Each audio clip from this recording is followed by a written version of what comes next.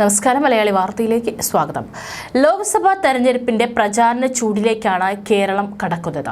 തൃശൂർ പിടിച്ചെടുക്കാനുള്ള പ്രചാരണം സുരേഷ് ഗോപിയും ശക്തമാക്കിയിരിക്കുകയാണ്. ഇതിന്റെ ഇടയിൽ താരത്തിന്റെ ഒരു വീഡിയോയാണ് സമൂഹ മാധ്യമങ്ങളിൽ ഇപ്പോൾ വൈറലാകുന്നത്. പ്രചാരണത്തിനിടയിൽ കേട്ട ഒരു ഗാനത്തിന് ചുവടുകൾ വെച്ചിരിക്കുകയാണ് താരം. സുരേഷ് ഗോപി അഭിനയിച്ച മണിമുറ്റത്താവണിപ്പന്തൽ മേലാപ്പ് പോലെ എന്ന ഗാനത്തിനാണ് അദ്ദേഹം പ്രചാരണത്തിനിടയിൽ കാറിൽ നിന്നുകൊണ്ട് തന്നെ ചുവടുകൾ വെച്ചത്. അപ്പോൾ തന്നെ അദ്ദേഹത്തിന് ചുറ്റുമുള്ള പ്രവർത്തകരും അദ്ദേഹത്തിനോടൊപ്പം നൃത്തം വയ്ക്കുന്നുണ്ട്. കൂടാതെ അദ്ദേഹത്തിനെ പ്രോത്സാഹിപ്പിക്കുന്നത് വീഡിയോയിൽ കാണാൻ സാധിക്കും. ഈ ഗാനം കേൾക്കാത്ത മലയാളികൾ വിരളമായിരിക്കും. ഇന്നും ഈ ഗാനത്തിന് ഒരുപാട് ആരാധകരാണുള്ളത്.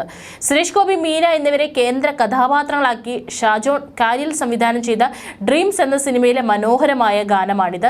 ഈ ഗാനത്തിലെ സുരേഷ് ഗോപിയുടെ ചുവടുകൾ ഇന്നും വൈറലാണ്. ഇപ്പോഴത്തെ അദ്ദേഹത്തിന്റെ ചുവടുകൾ വീണ്ടും ഏറ്റെടുത്തിരിക്കുകയാണ് മലയാളികൾ. NDA സ്ഥാനാർത്ഥിയായി പ്രഖ്യാപിച്ചതിന് ശേഷം തൃശൂരിലെത്തിയ സുരേഷ് ഗോപിയെ സ്വീകരിക്കാൻ വൻ ജനാവലിയാണ് തടിച്ചുകൂടിയത്.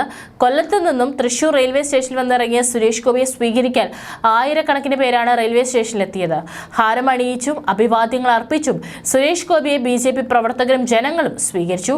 വളരെ ആവേശത്തോടെയാണ് അദ്ദേഹത്തിന്റെ റോഡ് ഷോ ജനങ്ങൾ ഏറ്റെടുത്തത്. അദ്ദേഹം റോഡ് ഷോ നടത്തുന്നതിന്റെ വീഡിയോ എല്ലാം തന്നെ ഇതിനോടകം സമൂഹ മാധ്യമങ്ങളടക്കം വൈറലാണ്. കൂടാതെ ലൂർദ് കത്തീഡ്രലിലെ മാതാവിനെ NDA സ്ഥാനാർത്ഥി സുരേഷ് ഗോപി സമർപ്പിച്ച കിരീടം തെരഞ്ഞെടുപ്പ് ചൂട് കൂട്ടുന്ന വിഷയമാകുന്നു. അദ്ദേഹം സമർപ്പിച്ച കിരീടം നിലത്ത് വീണതായിരുന്നു ചില രാഷ്ട്രീയ കേന്ദ്രങ്ങൾ സാമൂഹിക മാധ്യമങ്ങളിൽ വിവാദമാക്കിയത്. കിരീടം സ്വർണ്ണമല്ല എന്നതാണ് ഇപ്പോഴത്തെ പ്രചാരണം.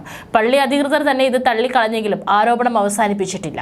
കിരീടം സമർപ്പിച്ചത് ആചാരപ്രകാരമാണെന്നും തന്റെ ത്രാണിക്കനുസരിച്ചാണെന്നും പറഞ്ഞ സുരേഷ് ഗോപി ജയിച്ചാൽ 10 ലക്ഷം രൂപയുടെ സ്വർണം മാതാവിന് നൽകുമെന്നും കൂട്ടിച്ചേർത്തു. നേർച്ച പരസ്യമാക്കേണ്ടി വരുന്നതിൽ സങ്കടമുണ്ടെന്ന് സുരേഷ് ഗോപി പറഞ്ഞതോടെ അത് അനുകൂലികൾക്കുള്ള ആയുധമായി. വർഗീയ മുതലെടുപ്പിനുള്ള ശ്രമം പിന്നിലുണ്ടെന്ന കൂടുതൽ രൂക്ഷമായ പ്രതികരണവും സുരേഷ് ഗോപി നടത്തി. സ്വർണം ഉരച്ചു നോക്കലല്ല, കരുവന്നൂരിലെ പണം തിരികെ കൊടുക്കലാണ് വേണ്ടതെന്ന വിമർശനവും അദ്ദേഹം ഉയർത്തി.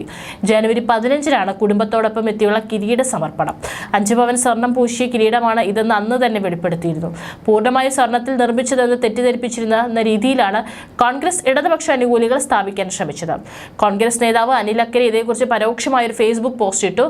സ്വർണം തീരെയില്ലെന്ന ആരോപണവും ഉണ്ടായി. BJP നേതാക്കളിൽ നിന്ന് അനുഭാവികളിൽ നിന്നും പ്രതിരോധവും ഉണ്ടായി.